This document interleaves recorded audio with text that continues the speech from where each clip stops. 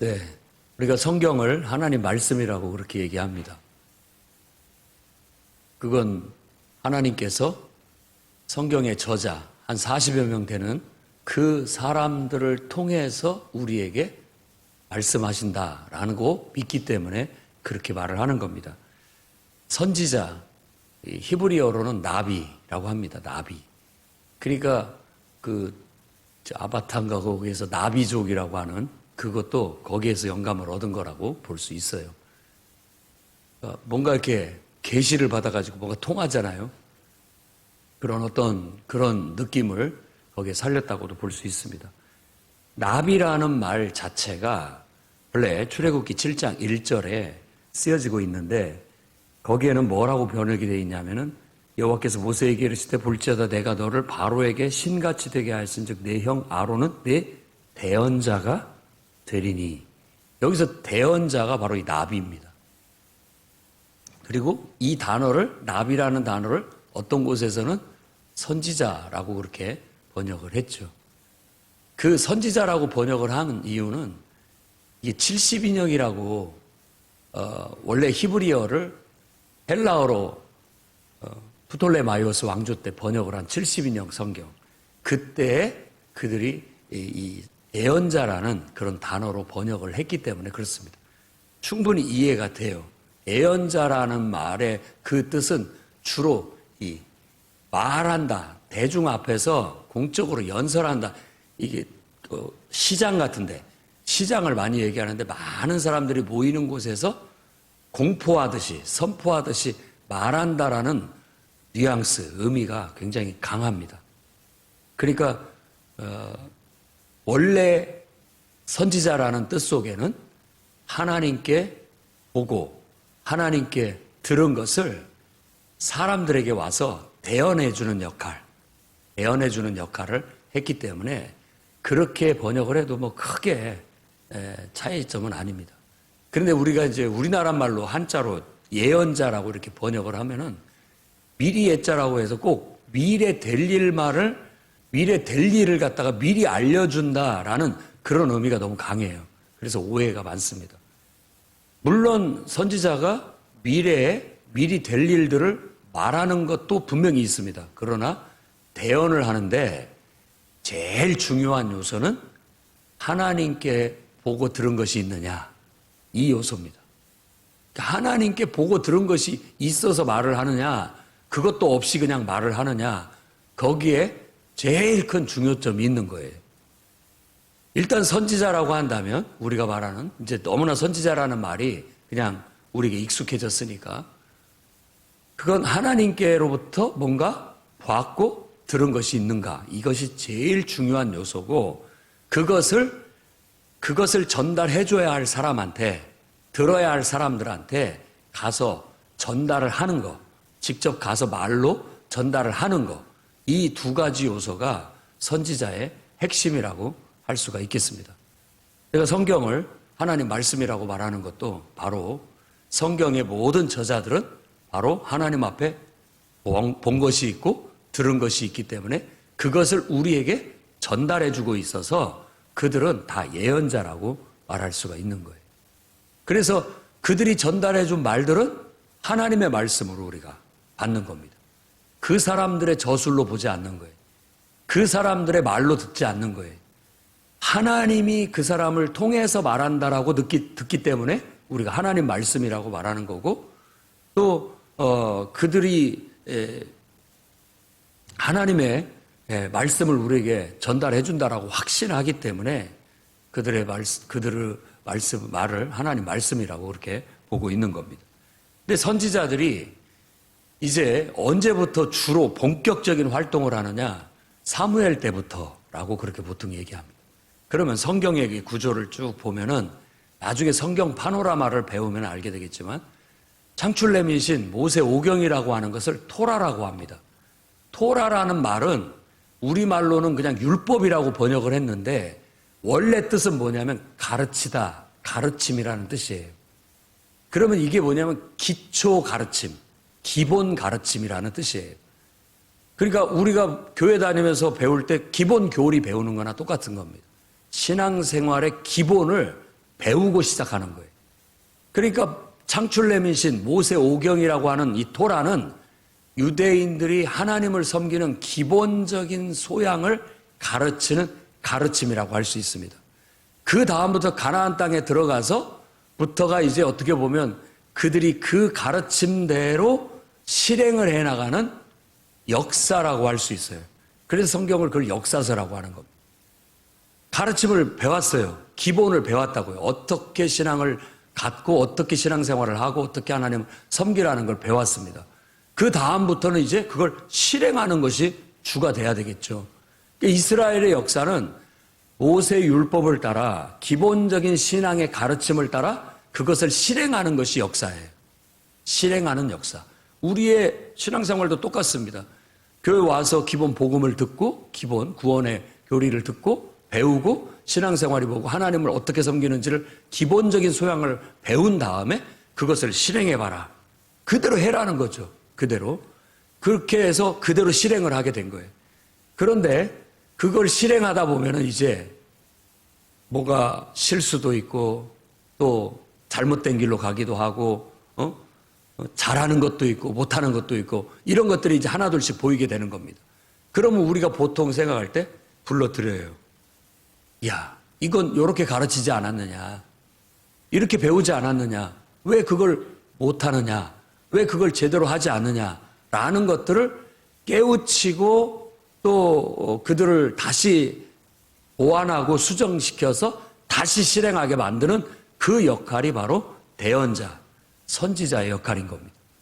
그래서 사울 왕이 세워질 때부터 대언자, 곧 예언자의 활동이 이제 적극적으로 활동이 되게 되는 거예요. 그 전까지는 그런 것들이 좀 덜했습니다. 어떻게 보면 그냥 모두가 각자가 하나님 앞에서 기도하고 또 하나님의 성령의 인도하심을 따라서 알아서들 하게끔 뒀는데 이제 왕을 세워달라고 해서 인간 왕을 세우고부터는 이제는 선지자의 역할이 더 중요한 역할이 된 거예요. 왕이 하나님 말씀대로 나라를 이끌어가고 실행해 나가면 문제가 없지만 이들이 잘못된 길로 끌고 가게 되면 큰 문제예요.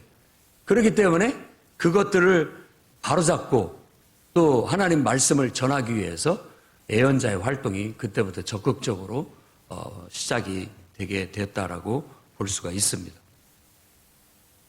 예언자의 역할은 하나님 말씀을 가르쳤고 훈련을 시켰고 이제 그 말씀대로 살아라고 실제 삶에서 살게끔 지시하고 그것을 이렇게 지켜보고 있다가 하나님 보셨을 때 뭔가를 실수하고 있고 잘못된 길로 가고 있으면 하나님은 오늘 말한 것처럼 나와 같은 선지자 하나를 일으켜서 그를 책망도 하고 칭찬도 하고 바르게도 하고 온전하게도 하고 미래에 다시 새로운 비전을 제시하기도 하는 그런 역할을 하게 하는 그런 사람을 일으켜 세운다라는 거예요. 그것을 선지자라고 하고 더 원뜻을 따져서 번역을 한다면 대언자라고 말할 수 있다라는 겁니다. 그래서 저는 오늘 그것을 모세가 백성들에게 특별하게 얘기를 하는 그런 본문의 내용을 우리가 묵상을 하면서 제가 하나님 말씀을 전하고자 합니다. 사실 이 본문은 하나님 백성이 지켜야 할 기본 교리를 가르치는 모세의 설교, 평지 설교죠. 신명기라는 것은 가나안 땅을 들어가기 전에 이미 40여 년간을 훈련을 받고 난 다음에 가나안 땅을 들어가기 위해서 최종 다시 한번 점검을 한다라는, 그래서 원래 율법을 가르쳤지만 다시 한번 가르친다라는 의미에서 신명기라고 그렇게 이름이 붙여지게 된 겁니다. 이걸 다시 한번 분명하게 다시 한번 확신을 시키고 가르치고 난 다음에 실제 가나안 땅에 들어가서 그 말씀대로 살아야 될 거 아니에요. 그 말씀대로 철저히 살도록 지도하는 거예요. 그러면서 그런 얘기를 합니다. 왜 선지자를 일으키느냐? 너희가 하나님 말씀을 듣지를 못하니까, 너희가 하나님의 말씀을 깨닫지를 못하니까, 직접 하나님 앞에 가까이 나아가서 우리의 영성이 깨어 있어서 늘 기도하면서 하나님 앞에 가까이 나아가고 하나님의 음성을 듣고 늘 깨우치면 문제가 안 되는데 그러지를 못할 때 너희들을 일깨우기 위해서 하나님께서 선지자를 일으켜서 그를 통해서 말하게 하시고 그를 통해서 하나님 말씀을 듣게끔 하신다라는 거예요. 우리도 진짜 영적으로 모두가 다 성령 충만함을 받고 성령이 임하면 지혜의 말씀, 지식의 말씀, 영들 분별함, 성령의 은사가 성령 충만함이 우리를 선지자 되게 만듭니다. 지혜와 계시의 영이 임하고 지식의 말씀이 임하고 지혜의 말씀이 임하고 영들 분별함이 임하면 우리가 하나님 앞에 스스로 책망도 받고 바르게 함도 받고 교육도 받고 인도함도 받고 나름대로 갈 수 있어요. 그런데 우리가 그런 것들이 약하기 때문에 더 깨어있는 영적인 사람을 통해서 하나님이 이렇게 세우신 그 영적인 지도자들을 통해서 그것들을 깨우치게 만들고 그것들을 가르치게 만들고 훈육하게 만들도록 그렇게 하나님이 역사하고 계시다는 겁니다. 또한 우리가 아무리 영적인 사람이라 할지라도 사람은 신이 아니에요. 누구든지 다 제한적이고 부분적이에요. 제한적이고 부분적이어서 내가 밝히 보고 깨달은 점이 있는가 하면 어떤 면에서는 어두워요. 어떤 면에서는 취약한 약점을 가지고 있단 말입니다. 그렇기 때문에 서로가 서로를 보완할 수 있도록 하나님은 다른 사람을 통해서 깨우치시는 말씀을 주시는 경우가 있습니다. 우리가 겸손하고 순수하면 그 속에서 사람의 말로 듣지 않고 그 말을 하나님의 말씀으로 듣게 되고 그걸 통해서 내가 나의 취약한 부분을 발견할 수도 있고 잘못된 부분들을 깨우치고 더 온전하게 만들어갈 수 있는 좋은 도움을 받게 된다라는 것이죠. 그래서 바로 하나님은 하나님을 예배하는 하나님의 백성들 가운데 대언하는 그런 하나님의 역사를 통해서 대언자를 사용하셔서 하나님의 말씀을 듣게 하고 그 말씀에 순종하도록 요구하고 있다라는 겁니다. 그래서 그 이유는 뭐 다른 게 아니죠. 그들을 하나님 말씀 앞에 바로 세우기 위해서 잘못된 부분들을 고치고 온전하게 세우기 위해서 그렇게 한다는 것입니다. 그래서 이런 말씀을 근거로 해서 제가 오늘 다음과 같은 하나님 말씀을 여러분에게 전하려고 합니다. 첫째는 선지자, 하나님 말씀을 선포하는 자라는 분명한 확신, 인정, 믿음이 필요합니다. 선지자는 하나님께 계시를 받아서 하나님의 뜻과 섭리를 전하는 거예요. 그러니까 뭔가 기도하면서 본 것이 있고 뭔가 깨달은 것, 선지라고 하는 것은 깨달음을 말하는 거예요. 깨달음. 그래서 먼저 깨달았다. 그래서 우리한테 그걸 전해줄 수 있는 것이 있어요. 또 다른 뜻의 선견자가 있어요. 거기는 나비라는 단어를 쓰지 않습니다. 보다라는 단어를 써요. 그래서 그 의도적으로 번역을 할 때 선견자라고 번역을 했는데 내나 선지자 역할을 하는 사람을 똑같이 얘기를 하는 겁니다. 기도하면서 뭔가를 봤어요. 하나님께서 뭔가를 보여주셨고 뭔가를 깨우쳐 주신 거예요. 그래서 선지자들이 주로 꿈이나 환상을 통해서 하나님의 계시를 받은 것으로 알 수가 있습니다. 이런 사람들 꿈과 계시를 받는다라는 것은 기도하거나 하나님의 말씀을 묵상하거나 하지 않으면 오지 않습니다. 왜냐하면 꿈이나 환상의 재료가 어제도 말씀드렸듯이 다 거기에서 나오는 거기 때문에 우리가 충분히 성경을 읽고 성경의 단어들, 성경의 이미지들이 우리 안에 있어야 꿈이나 환상의 재료가 되는 겁니다. 기도 응답의 재료가 되는 거예요. 근데 그런 게 없으면 이게 아무리 뭔가를 느끼는 것 같은데 답답한 거예요. 벙어리 냉가슴 같이 답답한 거예요. 뭔가 하나님께서 내게 뭔가를 말씀하시려고 하는데 뭔가 하나님께서 막 보여주시려고 하는데 보이지 않고 들리지 않아요. 그냥 벙어리 냉가슴 같아요. 답답한 거죠. 답답해요. 그럴 때 하나님께서는 다른 사람을 통해서 여러분을 깨우치십니다. 기도하는 사람을 통해서 성령 충만한 사람을 통해서 하나님의 음성을 들을 수 있는 사람을 통해서 하나님의 뜻을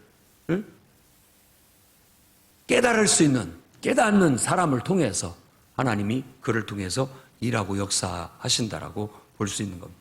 그래서 이런 선지자는 하나님과 인간 사이에 매개자 역할을 한다고 볼 수 있습니다. 그래서 바로 예언자라고 그렇게 말하는 겁니다. 그래서 우리들도 늘 살면서 기도하고 나름대로 우리가 성령 충만함을 받아 성령의 음성에 깨어있고 늘 하나님 말씀이 내 속에서 솟아날 수 있도록 그런 영성을 유지하고 나아가셔야 됩니다. 충분한 기도, 그리고 영적인 예배 생활, 이게 돼야 됩니다. 목사님 어떻게 매일 예배당에 와서 예배를 드릴 수 있겠습니까? 할 수 있으면 그렇게 하는 게 좋습니다. 그렇지 못한다면 여러분 있는 가정에서 예배 드려야 됩니다. 예배라는 게 별거 아니에요. 하나님을 바라보고 찬송과 기도와 말씀으로 교제하고 소통하는 게 예배입니다. 그분을 떠올릴 수 있는 것, 그래서 그분 앞에 찬양을 부르면서 그분을 떠올리고 기도를 통해서 솔직하게 그분과 대화를 나누는 것. 그런데 의외로 여러분들이 기도할 줄을 몰라요. 기도를 너무 기도에 불구 같은 느낌이 들 때가 많습니다. 그 부분이 기도의 기능이 너무 약해져 가지고 기도를 잘 못해요. 기도가 안 되는 거죠. 기도하려고 마음은 갖고 앉았으나 그냥 기도가 안 되는 거예요. 기능이 안 나타나. 하나님의 임재를 느껴야 되고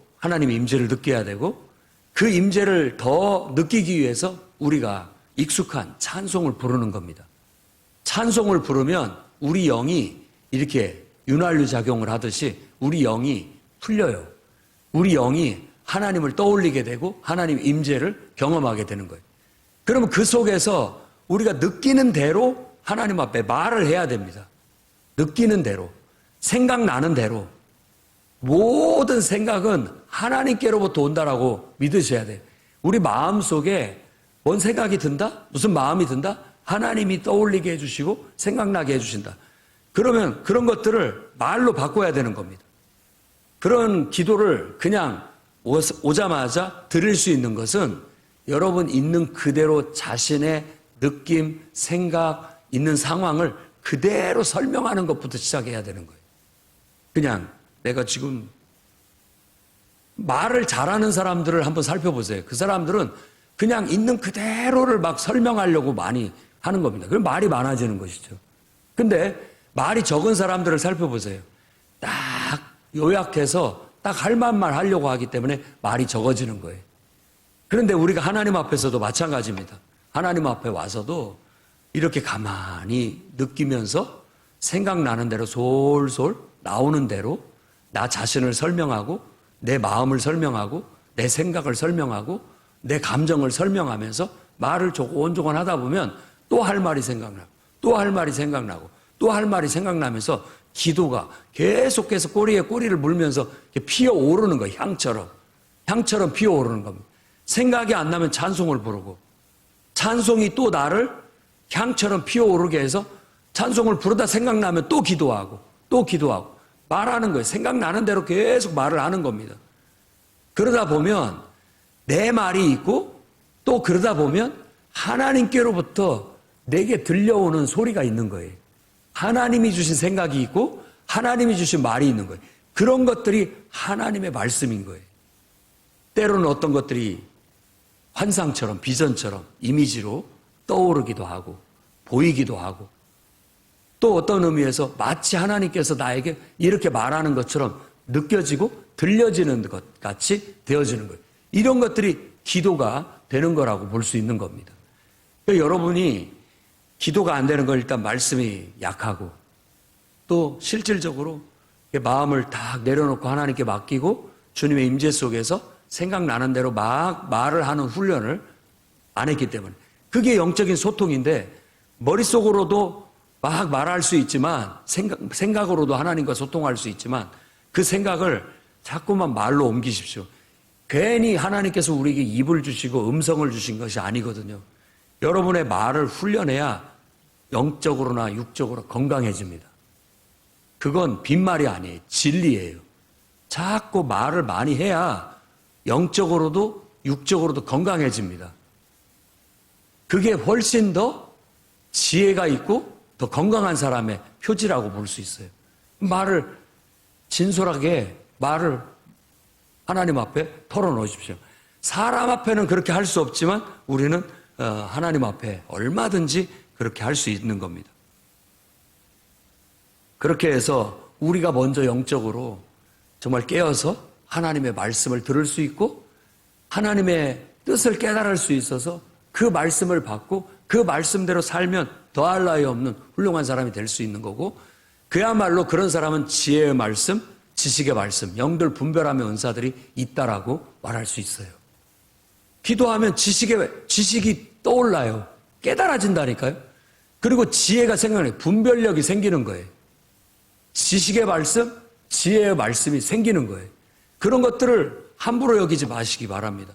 기도하면서 떠오르는 생각, 기도하면서 보는 뭔가 이건 내 생각이 아니고 하나님께로부터 온 듯한 이런 것들을 의미 있게 받아들이고 정말 하나님의 말씀으로 받아들여서 그것을 즉시 행동에 옮기고 실천해 볼 때 하나님의 역사를 경험하게 된다라는 겁니다. 자, 이렇게 하더라도 우리는 어떤 면에 있어서 다 자기중심적이고 제한적이어서 취약합니다. 눈이 앞을 볼 수 있듯이 뒤에는 못 보잖아요. 앞만 보지. 뒤에는 못 보는 것처럼 내 옆에도 잘 못 볼 때가 많아요. 그럴 때 하나님께서는 다른 기도하는 사람을 통해서 뭔가를 우리를 깨우쳐 주기 위해서 하나님께서 그에게 말씀을 주시고 그에게 깨달음을 주셔서 우리에게 그런 말들이 하나님의 말씀이 전달되어질 수 있습니다. 이게 애언의 은사라고 볼 수 있고 역할이라고 볼 수 있는 거예요. 여러분들이 설교를 하나님 말씀 듣는다라고 말하는 것도 제 말을 하는 것이 아니라 하나님의 말씀을 대언한다고, 하나님을 대변하고 있다고 그렇게 믿기 때문에 설교를 하나님 말씀이라고 그렇게 우리가 인정하고 권위 있게 받아들이는 겁니다. 누군가가 와서 정말 기도하고 또 정말 영적으로 말을 잘해야 됩니다. 기도하고 영적으로 하나님 앞에서 주신 말씀이 있다면 그들이 우리 앞에 와가지고 어떤 얘기를 할 때 인간의 소리로 하지 말고 하나님의 말씀이라고 말해야 됩니다. 그래서 그 사람이 하나님 말씀으로 들을 수 있도록 그렇게 되면 그 속에서 다 사람들이 하나님 말씀을 전달하지만 저도 이렇게 하나님 말씀을 전달하지만 인간적일 수는 있어요. 하지만 대부분은 하나님 말씀의 권위로 받아들여서 그 말씀에 순종하게 되면 오늘 말씀에 얘기한 것처럼 그 사람은 살 겁니다. 그 사람은 살아요. 그런데 그 말을 무시하고 그 말을 듣지 않으면 그 사람은 벌을 받게 됩니다. 벌을 받게 돼요. 그리고 전하는 사람도 굉장한 책임이 있어요. 굉장한 책임이 있습니다. 내가 하나님께 받아서 하나님의 말씀을 받은 것, 보고 들은 것이 아니라 내 감정에 치우쳐서 내 생각에 치우쳐서 하는 말은 그걸 갖다가 하나님 말씀이라고 말하면 그 사람은 죽습니다. 오늘 말씀에 애언이라는 게 하나님 말씀을 대언하는 역할이 그렇게 제멋대로 하는 것이 아니에요. 목숨을 걸고 하는 겁니다. 목숨을 걸고 하는 거예요. 그 말과 함께 죽고 사는 거예요. 그 말이 하나님 말씀이면 살지만 그 말이 하나님 말씀도 아닌데 하나님의 이름으로 말했다? 그 사람은 하나님 앞에 벌을 받아 죽습니다. 엄위한 거예요. 굉장히 무서운 겁니다. 여러분들이 애언의 은사를 고린도 교인들처럼 이거 어린애들이 이거 귀한 줄을 모르고 무서운 줄을 모르고 함부로 다루는 고린도 교인들처럼 돼서는 안 됩니다. 하나님께 계시를 받는 것, 하나님께로부터 기도를 통해서 응답을 받는 것도 중요하게 여겨야 할 뿐만 아니라 그렇게 해서 주신 말씀을 누군가한테 전달할 때에는 목숨을 걸고 해야 되는 거예요. 그게 하나님 말씀이 아니면 내가 사사로 인간의 감정이나 생각을 가지고 함부로 말했다가는 죽습니다. 그런 마음으로 신중하게 해야 되는 거예요.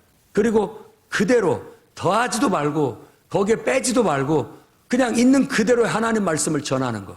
이게 필요한데 그게 말처럼 그렇게 쉽지가 않습니다. 정제된 단어와 언어를 가져야 되는데 그게 어려워요. 훈련을 쌓아야 되는 거예요. 계속 훈련을 쌓아야 돼요. 왜 하나님의 말씀을 정금 같다라고 얘기하냐면 그 속에 인간의 생각, 인간의 감정 다 걸러내고 순수한 하나님 말씀만 남았다라고 해서 정금이라고 말하는 거예요. 완전히 용광로 속에서 재련된 하나님 말씀이 되는 거예요. 대부분 우리들이 좀 착각하는 경우들이 많습니다. 대부분의 생각들은 다 하나님의 뜻에 부합되고 이렇게 맞는데 여러분들이 기도하면서 감동을 받은 것이 나에게 적용해야 할 것이 있고 그 다음에 또 감동을 받아서 내게 주어진 말씀이 어떤 사람한테 말을 전달해야 하는 그런 것들이 우리에게 분명히 있습니다. 구분할 수 있어야 돼요. 나한테 주신 말씀인데 그걸 다른 사람한테 강요하는 거 그런 실수하면 안 됩니다. 그건 내게 주신 감동이에요. 내게 주신 감동. 내가 해야 하고 내가 실천해야 할 일인 거예요. 근데 다른 사람도 그렇게 해야 되는 것처럼 강요하는 것은 내가 지금 잘못하고 있는 거예요. 실수하고 있는 것이죠. 분명히 어떤 기도와 어떤 응답은 누군가한테 전달을 해야 됩니다. 그런데 10중 8구는 그 사람에 대해서 분석을 했고 비판을 하고 또 비방을 하거나 혹은 그 사람을 바로잡아야 되기 때문에 어떤 책망을 해야 되는 경우가 있습니다. 그런데 내가 그런 말을 하는 것은 상대방이 좋아할 리가 없어요. 절대 좋아할 리가 없습니다. 기분 좋게 받아들이는 사람은 천사예요. 정말 영적으로 깨어있고 훌륭한 사람이라는 거예요. 그러나 대부분의 사람은 네가 뭔데 와서 나한테 얘기를 하느냐. 이 유대인들의 바리새인들이나 그때 자만에 빠져있던 그런 사람들이나 똑같은 반응을 보입니다. 기분 나빠하고 그것을 인간적인 감정으로 생각을 해요. 그렇기 때문에 주의해야 됩니다. 그런 말을 했을 때는 그런 사람이 그런 반응이 나올 수 있다는 걸 우리는 알고 하는 겁니다. 나중에 여러분들이 하나님의 말씀을 대언하고 전하는 게 그렇게 그냥 간단한 일이 아니에요. 어린 아이들 장난이 아니라고요. 그걸로 죽을 수도 있고 살 수도 있는 일인 겁니다. 그러니까 아주 신중하게 해야 할 필요가 있다라는 거예요. 그래서 누구든지 하나님께로부터 나온 말씀을 우리가 신중하게 대할 수 있어야 되고 그게 하나님 입에서 나오는 말씀이다라고 믿는다면 어린아이 입에서라든지 심지어는 짐승을 통해서 깨우치는 거라 할지라도 아멘으로 받고 순종할 수 있어야 됩니다. 물론 우리가 인간적으로 기분이 나쁠 수 있고 마음이 상할 수는 있지만 하나님 말씀이라고 믿는다면 순종해야 됩니다. 그렇지 않으면 벌을 받기 때문에 그렇습니다. 그게 오늘 말씀의 주된 내용이라고 말할 수 있어요. 19절 말씀에 누구든지 내 이름으로 전하는 내 말을 듣지 아니하는 자는 내게 벌을 받을 것이다 라고 분명히 얘기하고 있습니다. 그리고 또 뒤에도 그 말을 전하는 자가 전하면서 그것이 하나님의 말씀이 아닌데 하나님의 이름으로 하나님 말씀인 것처럼 자기 말과 자기 생각을 전달하는 것도 그런 사람은 죽는다. 그런 선지자는 죽을 것이다 라고 그렇게 얘기하고 있다라는 것을 우리는 기억해야 됩니다. 우리가 기도하고 성령 충만함을 받으면 은사를 받아요. 지혜의 말씀, 지식의 말씀, 영들 분별함. 하나님께서 계시의 영을 주셔서 하나님의 뜻을 읽어내게 만들고 또 하나님의 음성을 듣게 만들고 하나님께서 어떤 환상을 보여주시기도 하고 꿈을 주시기도 합니다. 그런 것들을 받았다고 해서 우리가 있는 그대로 그냥 아무렇게나 아무한테나 가서 말하고 전해야 되는 게 아닙니다. 깨우쳐 줬다고 할지라도 하나님의 뜻에 따라서 전달을 해야 될지 말아야 될지 누구에게 전달을 해야 될지 이 말을 누구와 나누어야 될지 제한이 걸립니다. 그걸 함부로 써버리게 되면 어린 아이들이 칼 갖고 노는 거나 똑같아요. 그래서 오히려 자기에게 해로울 뿐만 아니라 다른 사람에게도 해로움을 줄 수 있는 거예요. 아니 하나님의 은사는 다 좋은데 말씀은 좌우의 날선 검과 같아서 함부로 다뤄서는 안 되는 문제입니다. 또 이게 내 감정인지 내 생각인지 걸르고 단어를 정제하고 혹시라도 하나님의 뜻이 왜곡되는 말이나 표현이 나갈까? 문장이 왜곡되게 들리지는 않을까? 정제하고 다듬어서 그런 메시지를 전하는 거예요. 성경에 기록된 애언서는 그런 말씀이라고 여기면 딱 맞습니다. 그 단어는 굉장히 정제돼서 심사숙고해서 정말 걸르고 걸러서 나온 단어고 문장이에요. 그래서 기록이 된 겁니다. 외치는 말 속에는 그런 것들이 좀 덜하기 때문에 더 정제가 되고 걸러지는 것이 덜하기 때문에 기록된 문서는 말씀은 더 정제가 되고 더 다듬어 줄 수 있기 때문에 그렇게 될 수 있다라는 거예요. 그러니 여러분이 누군가의 말 속에 하나님의 말씀이 들어있다라는 걸 기억해야 되고 그게 하나님께로부터 나를 깨우치는 말씀이고 나를 바로 세우기 위한 말씀이라면 기분이 나쁘다 할지라도 아멘으로 받고 순종해 나갈 수 있는 그런 사람이 돼야 됩니다. 고린도전서 14장 말씀에는 바로 그런 영적 질서에 대해서 얘기합니다. 14장 31절에 너희는 다 모든 사람으로 배우게 하고 모든 사람으로 권면을 받게 하기 위하여 하나씩 예언할 수 있느니라. 여러분들 목장 모임에서 말씀을 나눈다라는 것은 이런 것들입니다. 여러분들이 인간의 소리를 말하라고 목장 모임을 하는 게 아닙니다. 그 속에서는 자기의 삶을 나누고 하나님 말씀을 나누는 것인데 거기에서 여러분들의 관점이 인간적인 감정, 인간적인 생각에 머물러 버리면 그 목장 모임은 안 하는 게 낫습니다. 사람의 영혼을 망치고 있기 때문에 안 하는 게 나아요. 그러나 한 사람이라도 기도하고 말씀을 묵상하고 은혜를 받은 거 정말 내 생각은 이랬고 내 삶은 이랬지만 하나님께서 내게 이런 말씀을 주셨고 하나님께 내게 이런 것들을 깨우쳐 주셨다라는 것들을 나눈다면 그 말은 예언이 되는 겁니다. 하나의 짧은 설교가 된다고요. 짧은 설교. 그래서 권면이 되고 그래서 그것이 사람들에게 책망이 되기도 하고 사람의 영혼을 살리는 하나님의 생명의 말씀이 되는 거예요. 그러라고 모이는 겁니다. 그래서 그런 말씀을 통해서 자기를 점검하고 자기를 돌아보고 그렇게 해서 우리가 서로에게 도전도 받고 자극도 받고 말씀을 들으면서 서로 가라고. 여러분 목자로 세워놨다고 해서 일방적으로 가르치라는 게 아닙니다. 그건 옛날 구역 예배죠. 목장 모임이라는 건 목자는 그런 감독 역할을 하라는 거예요. 감독이 경기 뛰지 않습니다. 혼자서 다 말하고 혼자서 다 알아서 해버리고 그러라고 목자로 세우는 게 아니라고요. 목자는 사회자의 리더십을 가져야 되고 장사꾼의 리더십을 가져야 됩니다. 그래서 사람들을 그 영성을 깨어나게 만들어주고 하나님의 인간적인 생각을 하나님의 말씀으로 영적인 생각으로 바꾸도록 지시해주고 지도해주는 그런 역할을 하라고 만든 거예요. 훈련을 받으셔야 됩니다. 그냥 하는 게 아닙니다. 영적인 지도라는 것은 정말 신중한 문제고 아주 엄중한 문제인 거예요. 두렵고 떨리는 마음으로 해야 할 필요가 있어요. 애언하는 자들의 영은 애언하는 자들에게 제재를 받아요. 제재를 받습니다. 그건 이제 뒤에도 나오는 거예요. 14장 40절에는 모든 것을 품위 있게 하고 질서 있게 해라 라고 얘기하고 있고 하나님의 영은 질서의 영이다. 화평의 영이다. 하나님은 무질서의 하나님이 아니고 화평의 하나님이다. 그렇게 얘기합니다. 여기서 다소 이해할 수 없는 말들이 14장에 고린도서 14장에 나오는데 여자는 교회에서 잠잠해라.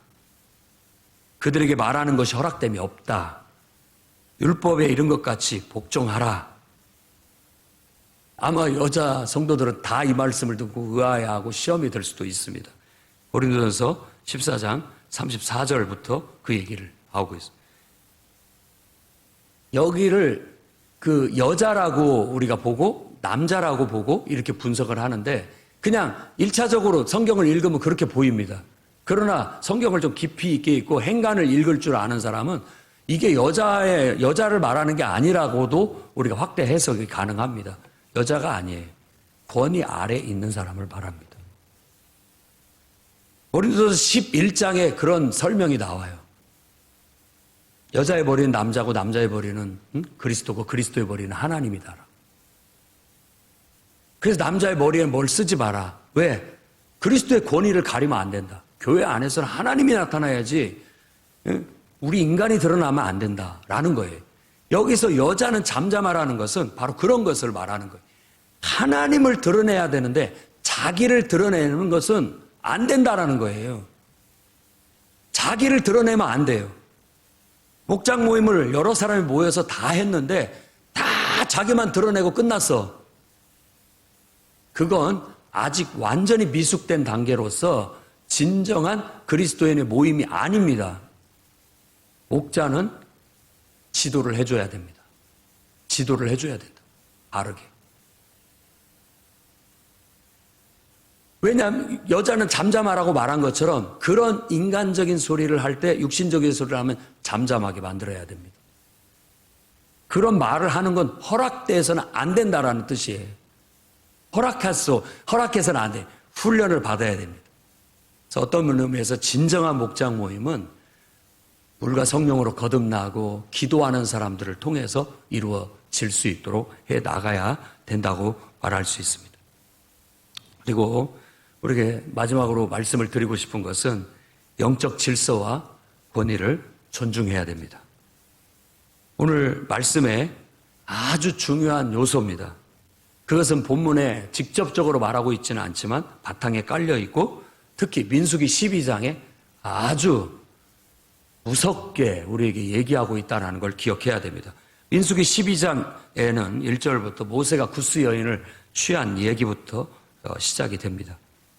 그때 미리암과 아론. 미리암과 아론은 누구냐? 그의 형제, 형과 누나 이렇게 생각하면 됩니다. 그들이 와서 모세를 비방했어요. 그리고 민수기 12장 2절 말씀을 한번 보면 이르되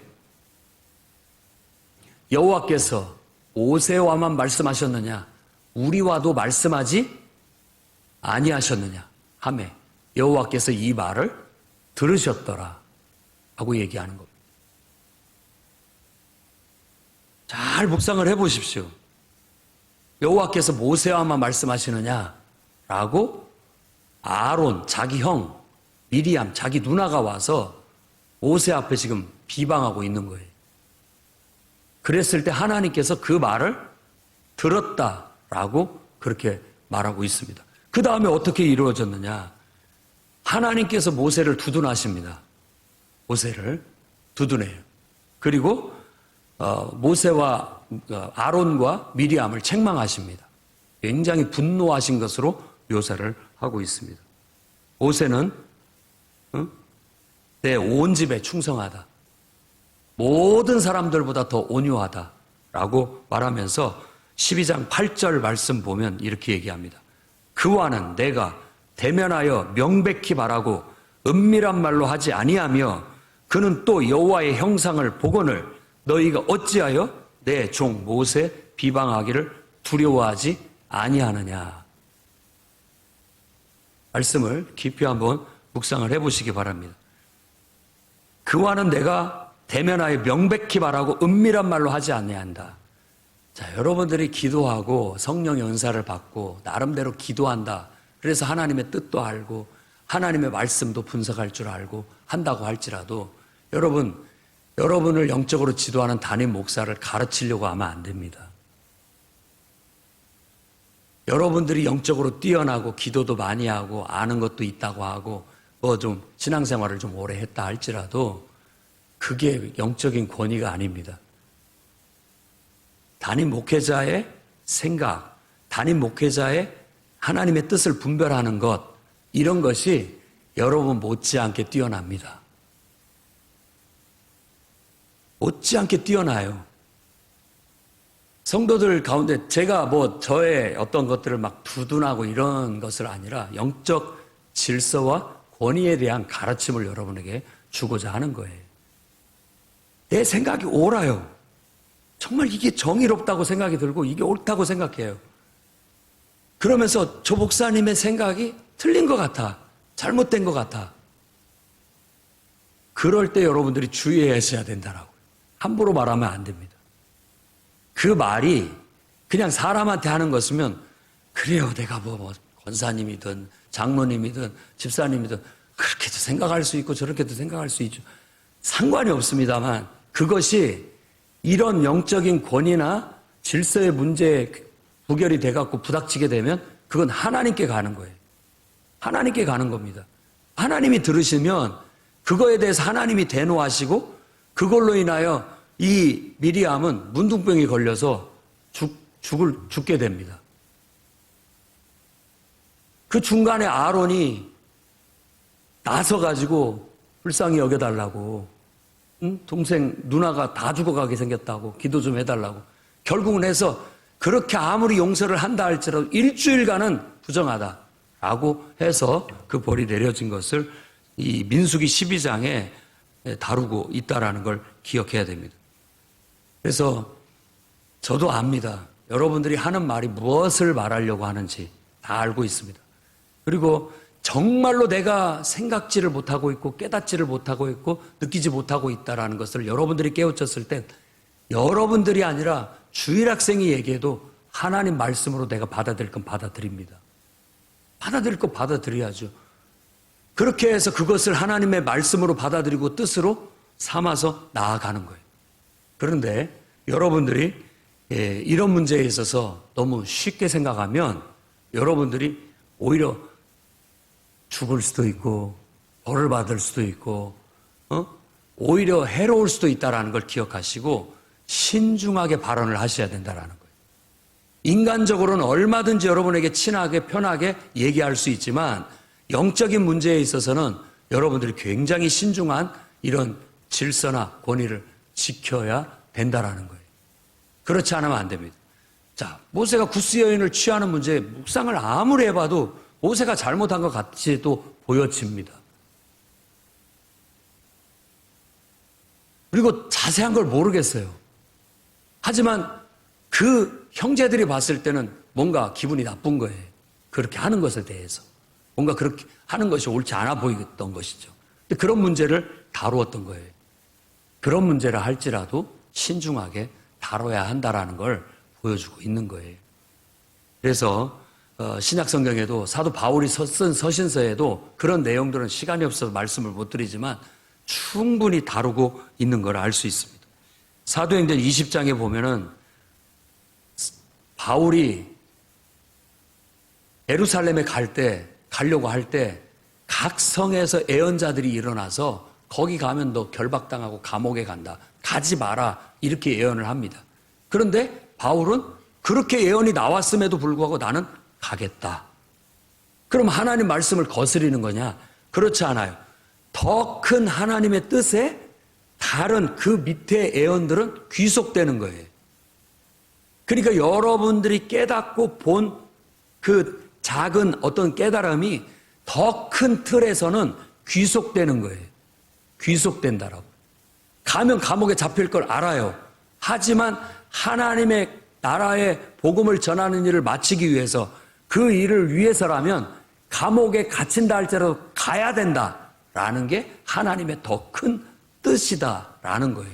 그러니까 그런 걸 이해할 수 있어야 영적 질서를 알고 영적 권위를 알게 되는 겁니다.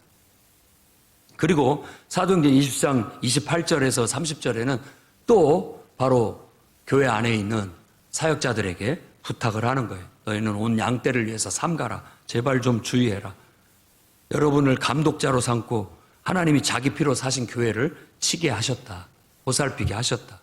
내가 떠난 후에 사나운 이리가 와서 여러분들에게 들어와서 그 양떼를 아끼지 않을 것이다. 그러니까 여러분들은 그 영혼을 지키는 일을 해야 됩니다. 지키는 일을. 그리고 30절 말씀에는 또한 여러분 중에서도 제자들을 끌어 자기를 따르게 하려고 어그러진 말을 하는 사람들이 일어날 줄 내가 안다. 사람을 알아요, 사람을. 사람은 하나님 말씀을 전하라고 세워놨어도 하나님 말씀을 전하기보다는 사람을 내 사람 만들려고 하고 내가 그 사람한테 좋은 사람, 나는 그 사람한테 좋은 사람 되려고 하는 경우가 많아요. 여러분들이 하는 말들을 곰곰이 관찰해보고 묵상을 해보십시오. 나는 누군가한테 내가 어떤 얘기를 할 때 보면은 나는 좋은 사람이고 착한 사람이고 내가 말하고 언급하고 있는 그 사람은 잘못된 사람이고 문제가 많은 사람이에요. 그렇게 말하고 있어요. 그 의도를 보면 우리 본성 속에는 나는 너한테 좋은 사람으로 인식되고 싶고 저 사람은 문제가 많은 사람으로 인식하고 싶어하는 우리들의 시기, 질투, 우리 안에 있는 못된 본성이 꿈틀대고 있다는 걸 아셔야 됩니다. 아무리 기도를 많이 하고 영성으로 훈련된 사람도 문득문득 순간순간 이런 데 노출됩니다. 저도 그렇고 누구든지 마찬가지예요. 끊임없이 기도하면서 이런 것들을 정죄하고 정죄해내지 못하면 우리가 하나님 앞에 영적으로 바로 서지 못하고 잘못된 길로 갈 수가 있어요. 그러니까 성령 충만함을 받고 지혜의 말씀, 지식의 말씀, 하나님의 은사를 누리는 게 좋지만 그거에 대한 두려움도 필요하고 주의도 필요하고 정말 그것들을 하나님의 뜻대로 조심해서 잘 활용을 해야 유익이 되고 교회가 세워지고 성도들이 영적으로 깨어나고 바로 설 수 있다는 걸 기억하십시오. 저도 그렇습니다만은 내가 아는 게 전부가 아닙니다. 그리고 내가 판단하는 게 반드시 옳은 것만도 아닌 거예요. 우리는 부분적으로 알고 부분적으로 예언할 뿐이에요. 온전하신 분은 하나님인 거예요. 내가 막 뭔가를 발견한 것 같고 세상을 다 가진 것 같이 안다 할지라도 나는 그 하나님의 지극히 적은 부분만 지금 경험하고 있는 거예요. 근데 내가 지금은 그게 전부로 보일 뿐이라는 거예요. 어떤 의미에서 우리는 너무나 자만하고 어떤 의미에서 우리는 너무나 교만합니다. 우리 안에, 내 안에도 그런 것들이 꿈틀대고 있다는 걸 솔직히 얘기하는 거예요. 그렇지만 기도하면서 그런 것들을 정죄하고 가라앉히고 걷어내면서 정말 가감없이 순전한 하나님 말씀을 전하려고 하고 순전하게 하나님 말씀을 대언하려고 하고 내가 하나님의 심부름꾼으로서 그 이상도 아니고 그 이하도 아니고 딱 하나님의 심부름만 깔끔하게 잘 해내는 주의 종이, 주의 일꾼이 되고자 힘쓰는 거예요. 저뿐만 아니라 여러분들도 교회 안에서 주의 일을 할 때 꼭 그렇게 하시기 바랍니다. 그러면 하나님께서는 계속해서 이와 같은 일꾼들, 선지자들, 일꾼들을 일으켜서 누군가를 깨우치고 돌보게 하고 바르게 지도하고 이끌어서 모두가 다 하나님 앞에 바로 서서 하나님의 영광을 드러내고 하나님 나라를 이루고 하나님 역사를 이루게끔 할 겁니다. 다소 제가 심각하게 얘기를 했다 할지라도 이건 영적인 원리고 진리라는 걸 깨우치시고 여러분들이 그걸 밑바탕에 항상 겉으로 대놓고 얘기할 일은 별로 없겠지만 늘 수면 안에 이 진리를 깔고 주의 일을 하고 주님을 섬기고 여러분들이 나아갈 수 있기를 주의 이름으로 축원합니다. 기도하겠습니다. 거룩하신 주님,